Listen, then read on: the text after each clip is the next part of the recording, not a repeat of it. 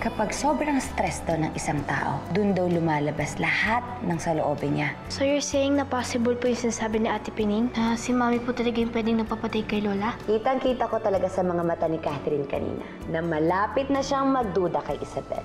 Matatagalan pa bago maging full-blown yung pagdududa ni Catherine kay Isabel. Sa bait-baitan acting ko kaya nakuha si Javier, pati si Mama. Kaya ganun ko din kukunin si Catherine para mapaikot ko siya sa mga palad ko. Tulad ng sinabi ko sa'yo, handa akong patunayan na mahal pa rin kita. Give me another chance. Alam mo, ang dami mong sinasabi. Di ba ito lang naman yung gusto mo? Ano ka ba? Umayos ka nga. Nag-usap na kayo ni Scarlett, di ba? Baka gusto mong madamay pati pamilya mo dito. Attorney, magsasampa po ako ng kaso laban kay Isabel Salvacion. Pinatay po niya yung amo ko, si Matilda Mercado. Ba't yata biglang gumanda lalo yung mood mo? Sino ba yung nag-text sa'yo? Sabihin na lang natin na isa siyang bearer of good news. Bakit kaya hindi na lang dito na lang kayo mag-dinner? Please say yes, Nanay. Sige na nga. Dahil hindi ako makatanggi sa anak ko eh. Love you, Nanay. I love you din, Mami. And Tito Jonas. I love you too. Isabel, kanina nga pala napag-usapan namin ni Jonas na itutuloy na namin yung kasal namin. Isabel, make sure na makakapunta ka, ha? Kasi alam mo, pag di ka makakapunta, iisipin ko na di ka masaya para sa amin. Jonas, akala ko pa naman gusto mong malaman yung katotohanan tungkol kay Mama Matilda. Yung pala, mas inuna mo pa yung pakikipagbalikan mo dyan kay Scarlett. Hindi mo naiintindihan. Malalaman mo din ang katotohanan sa takdang panahon. Alam mo, hindi ko maintindihan eh. Yung mga sinabi mo sa akin noon, na sinabi mo sa akin, mahal mo pa rin ako. Ano ba yun? Totoo pa rin ba yun? O pinaglalaroan mo lang ako?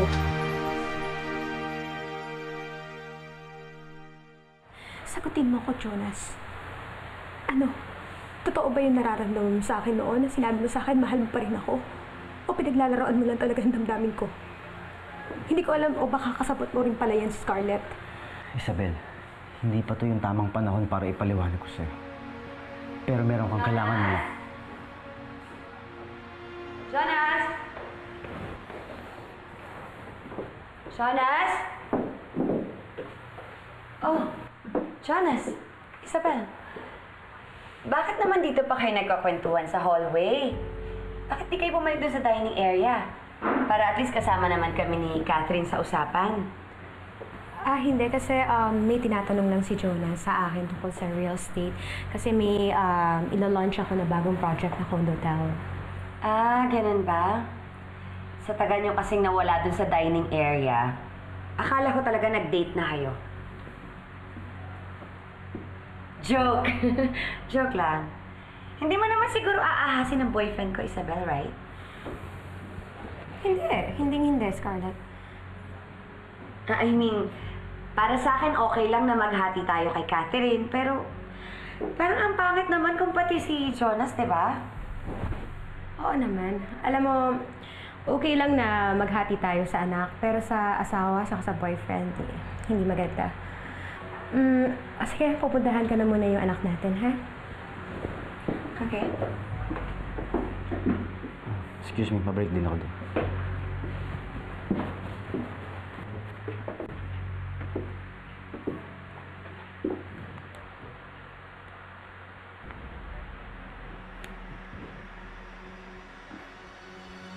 Hello.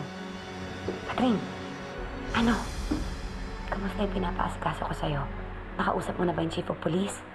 Kailangan pa raw ng preliminary hearing to determine probable cause. Basta ang mahalaga na i-file na natin yung complaint. Sabi naman nung happy na nakausap ko, pwede nilang i-invite si Isabel for questioning kasi matatagalan pa raw yung release ng warrant of arrest kung sakali. Hoy, ikaw mag-ingat-ingat ka sa mga hakbang mo.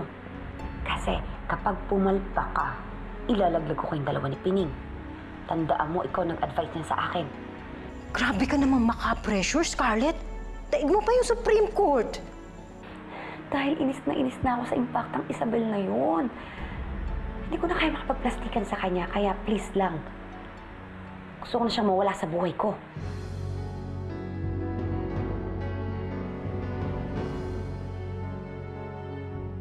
Good morning, ladies and gentlemen. Welcome to the grand launch of our newest condotel project here in the Metro. the Prime Suites. It is strategically located and it is very near to our central business districts, as well as the hospitals, the educational institutions, and the entertainment. Excuse me, sirs. Parang di naman namin kailangan ng security from the PNP for this event. Kasi parang may mga sarili naman kaming mga security personnel. Magtatanong lang po, nandito po ba si Miss Isabel Salvacion? Ako po si Isabel Salvacion. Bakit po? Mrs. Salvacion, pwede ho ba namin kayo imbita sa presinto para sagutin ng mga ilang katanungan? Tungkol po saan? Meron po kasi nagsampa ng reklamo laban sa inyo. Tungkol po saan? May nag-akusap po sa inyo na kayo po ang pumatay kay Mrs. Matilda Mercado.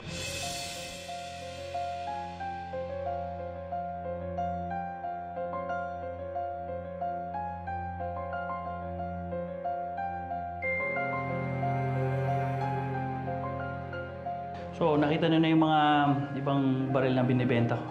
Pero kung gusto nyo na mas high-tech, meron akong Y7 9mm caliber. 15 rounds yun. Compact siya, tapos conceal, blah blah blah. Alam nyo na yun, pero ang hindi nyo alam, it never and will never miss a target. Hindi! Hindi akong pumatay kay Ma'am Matilda. Bakit pa akong kini-question nyo? Sino ba nagpapunta sa inyo dito? Si Scarlett ba? Ha? Sino? Madam, relax. Hindi ako magre-relax. Kasi dinidiin nila ako sa isang bagay na hindi ko magagawa. Sino nagpapunta sa inyo dito? Si Scarlett ba? Si Scarlett ba nagpapunta sa inyo dito? Hindi po, ma'am. Siya ang dapat humingi sa atin ng sorry lahat.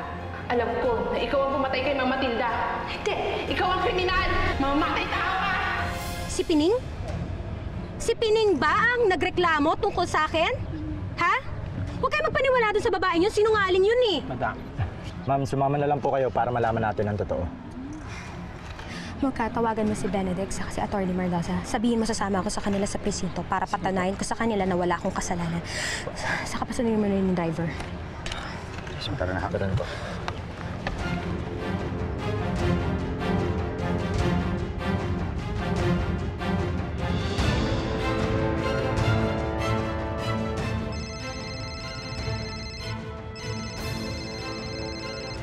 Sir, sumagot ka.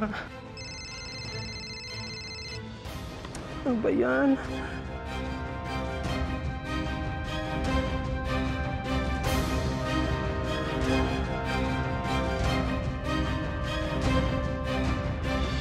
Alam niyo ba kung bakit? Kasi it has a built-in laser para asintado. Walang nasasayang na bala, walang nasasayang na buhay. Ano yun, nakakabit na yun eh. Kung interesado lang kayo.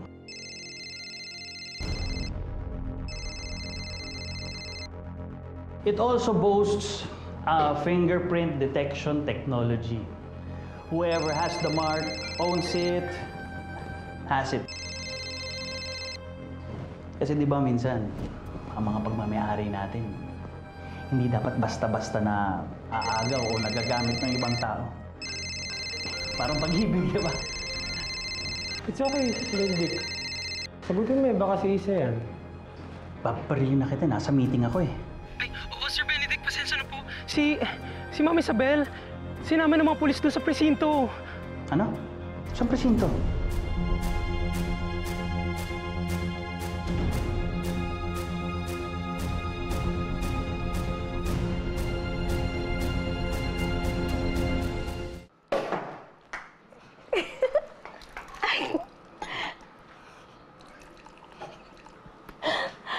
Pero in fairness sa'yo, kahit hindi ka pa nakapasa ng bar, at may tanga ka, maaasahan pala kita.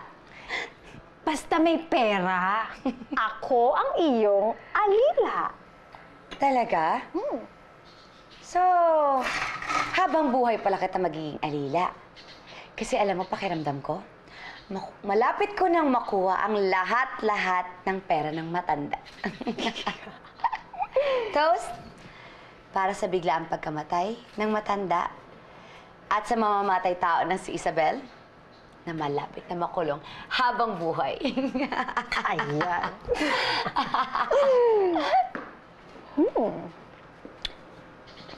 Sino pong malapit ng makulong? Anak, hindi, wala. Yung kaibigan ng friend ko, akala mo santa, yung pala demonya. Ayun. Oo. Catherine, kaya ikaw, huwag na huwag ka magpapautok kahit kanino, ha? Yung tipong niloko ka, tapos iniwan ka, tapos biglang babalik. Madalas yung mga mababango, alam mo, yun yung merong mga tinatagong baho. Parang si Isabel? Catherine, hindi naman siguro ganun si Isabel. Catherine, meron ka bang inaantay? May problema ka ba? Si nanay po. Sabi na rin po kasi darating daw po siya. Ay, nangako na dadating. Tapos hindi naman matutupad. Ay, parang yung nanloko sa friend ko. Sabi ko naman kasi sa'yo, di ba? Wag na wag kang aasa sa mga promises. At saka, kilala mo naman yan si Isabel. Alipin yan sa pagpapayaman. Bilanggo sa pera. At yung mga kamay niya nakaposa sa negosyo.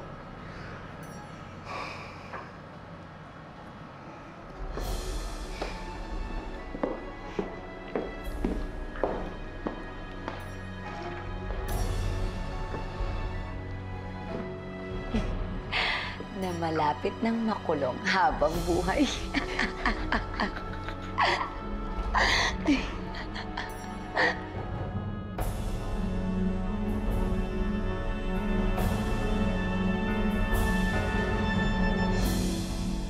Mrs. Salvacion, never po ba kayong nagkaroon ng galit, hinanakit o tampo kay Mrs. Matilda Mercado? Noon yon, pero ngayon hindi na. Kasi wala na yon. Inintindi ko na lang yung pinanggalingan niya. Saka mabait naman si Mama Matilda. Minahal niya, saka inalagaan niya si Catherine. Nakausap niyo raw po si Mrs. Matilda bago daw po siya na ospital? Mama Matilda, pwede ko dito kayo makausap.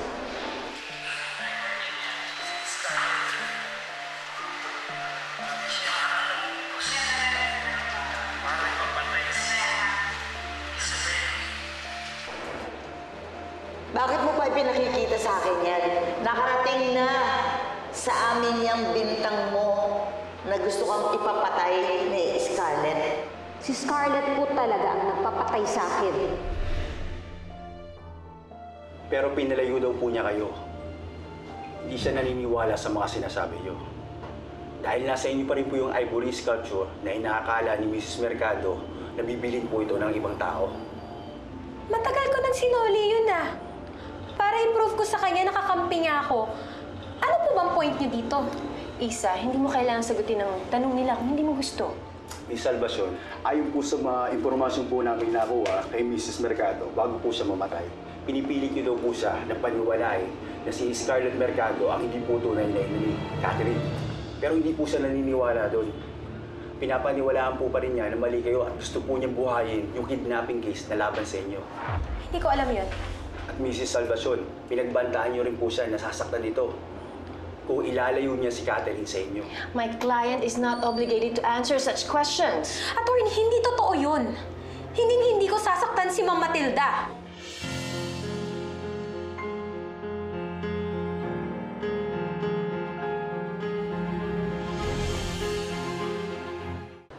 Bakit pa hindi ako pwede pumasok sa loob? Kailangan ko ipagtanggol si Isabel. Eh, sir, nandun naman po sa loob si Atty. Merluza. Hindi naman niya pababayaan si Madam. Saka, bawal po talaga ang relatives doon sa loob. Eh, ilang beses ko na pinakikiusapan, wala. Hindi nga si Isabel ang pumatay kay Matilda eh. Alam mo, wag lang nilang isisi si Isabel na siya ang pumatay kay Matilda. O hindi, ako na maglalagay sa kamay ko ng batas, ha? May pagtanggol ko lang si Isa.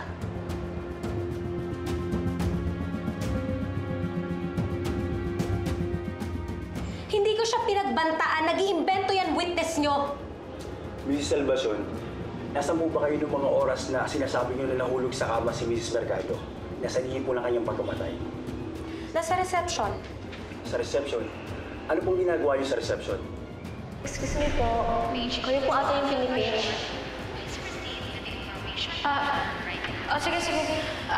Iiwan ko muna si Mama Matilda tapos bantayan mo, ha? Babalikan ko. Pero hindi ko alam kung sino ang nagpatawag sa akin doon. Hindi kayo naniniwala sa akin? Bakit kasi hindi nyo nalang itanong yung gusto nyong itanong? Ang dami-daming pinagdadaanan, isa lang naman yung gusto nyong puntahan. Isabel. Hindi attorney eh. Wala akong kinalaman sa pagpatay kay Mama Matilda. Kung meron mang taong gusto siyang mabuhay doon, isa na ako doon dahil may sasabihin siya sa akin. Kahit kailan, hindi ko magagawang patayin si Mama Matilda. Yan ang isulat niyo dyan. Hindi ako mamamatay tao. Kung gusto niyo ma-verify yung sinasabi ko, hanapin niyo yung CCTV camera, kausapin niyo yung doktor, yung mga nurses, yung receptionist, sasabihin nila sa inyo yung totoo na hindi talaga ako mamamatay tao.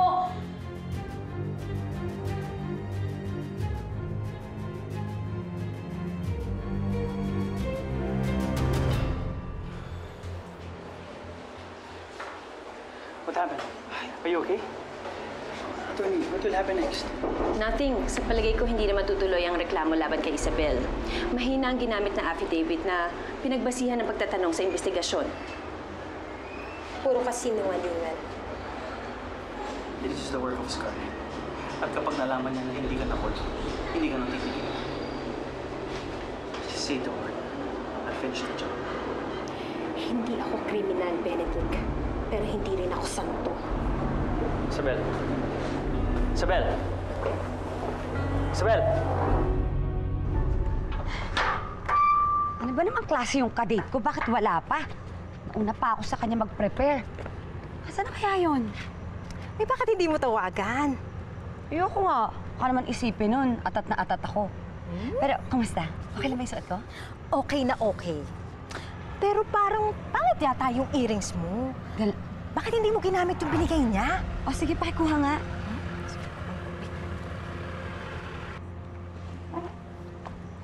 Isabel?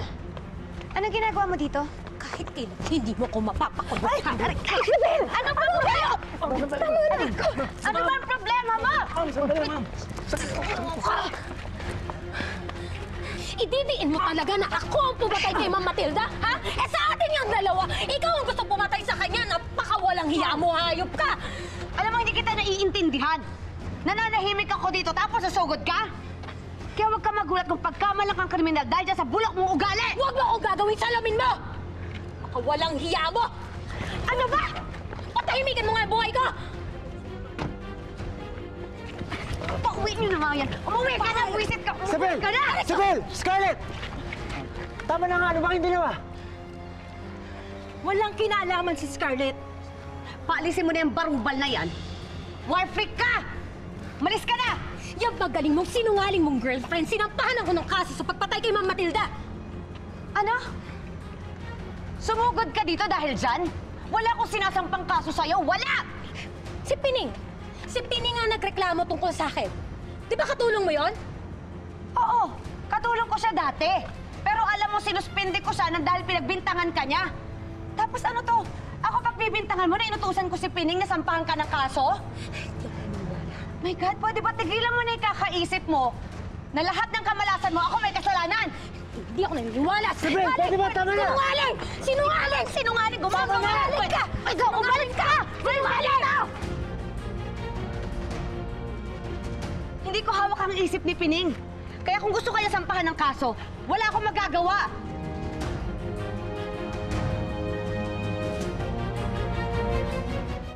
Gagawin mo talaga ang lahat para mawala ako! Wala na akong pakialam sa'yo! Pwede ba tama na? Walang kinalaman si Scarlett. Kung gusto mo, i-check ko ngayon eh. Pero sigurado ako, mapapahiya ka. Pati, huwag ka na sumabat dito. Baka madamay ka pa sa init ng ulo ni Isabel. Hayaan mong ako na lang. Sanay naman ako pinagbibintangan ng babaeng yan eh. Ano na pagdadrama yan, ha? Alam ko hindi ka verify, pero malakas ang kutob ko. At kapag nalaman ko, may nalaman ako tungkol sa'yo, patay ka talaga sa'yo. Isabel! Wala kang malalaman dahil malinis ako. Kaya pwede ba, wag mo na Mami? kasiraan. Nanay! Ano na sa harap ng mahal ko? Nanay! Nay! Mami, ano nangyayari dito? Anak, wala akong kasalanan. Sinugod na lang niya ako bigla dito. Alam mo ba kung anong ginawa ng babaeng yan? Pinagbibintangan niya ako na inutusan ko daw si Pining na nasampahan siya ng kaso. Ako pa talaga? Ako na pumayag sa hiling mo na makasama mo ang nanay mo? Ako na kahit ang daming kasalanan sa akin ni Isabel nung kinuha ka niya sa akin noon. Pinagdamot ka niya sa akin 7 taon.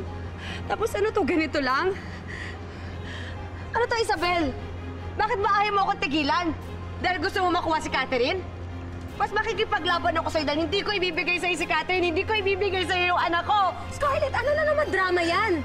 Alam mo ba ilang beses mo na kaming inartehan? Alam mo, imbes na sayangin mo yung luha mo sa kakaarte, maghanap ka ng paraan para makalusot ka. Saka sa susunod, gawin mo na lahat para maniwala kami. Jonas. Catherine, anak. Kampihan niyo naman ako. Maniwala kayo sa akin.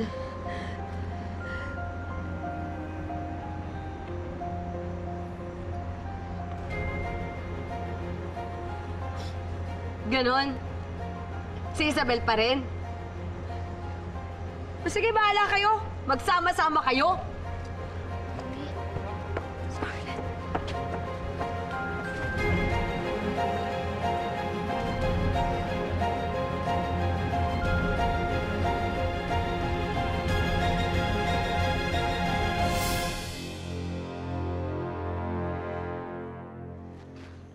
Siguraduhin mo lang na hindi magsasalita si Pining. Dahil masyadong matalino yang si Isabel para maging kampante tayo. Pag hindi tayo nag-ingat, pwede makakuha ng alas yan. Wala kang dapat ikabahala kay Pining. Nasa pangangalaga siya ng witness protection program ko. At saka takot na lang niya sa atin, ha? Pero teka, congrats nga pala sa acting mo doon. Convincing, ha? Hoy, hindi ako magsusurvive sa buhay na to kung hindi ako magaling umarte.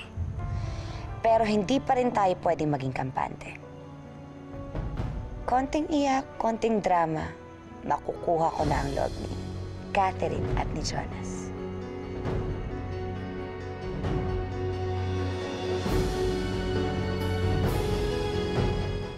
Anak, Catherine. Anak, pasensya ka na kung nasaksihan mo yung pag-aaway namin ni Scarlett, ha? Hindi ko naman talaga ginusto yung mangyari. Pero kasi hindi naman din ako papayag na tapak-tapakan niya na lang ako. Dinidiin niya ako sa isang bagay na hindi ko naman talaga ginawa. Pero parang wala rin naman po kasalanan si Mami. Catherine. Hindi ko po sinasabi na mali po yung mga sinasabi niyo. Kaya paano kung hindi naman po talaga nagsisinungaling si Mami? Tsaka matagal na rin pong wala sa amin si Ate Pining. Tsaka wala naman po siya nakakausap sa amin, isa sa amin eh. Naiintindihan ko kung hindi ka naniniwala sa akin. Naiintindihan ko dahil mami mo siya. Sorry talaga, anak, ha? Pasensya ka na. Hindi ganun, Nanay. Mag-iingat ka.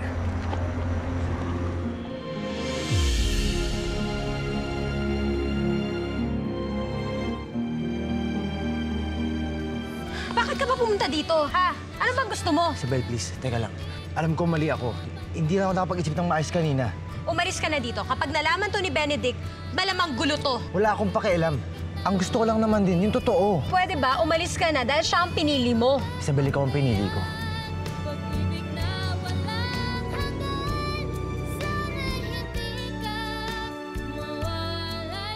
Taka lang po kasi ako kanina eh.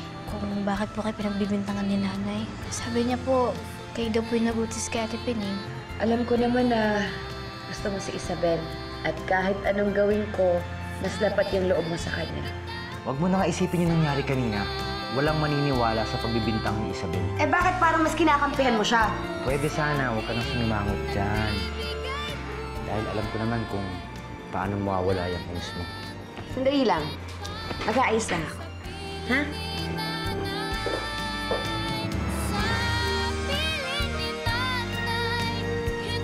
Hello, Pining. Ang Sir Jonas mo to. Huwag mong ibababa itong telepono. Kundi ipapahuli kita. Pera ba yung kailangan mo? Sige, ako mismo ang tutulong sa'yo. Magkita tayo at sabihin mo sa akin yung totoo. Tsaka tayo pupunta ng presinto.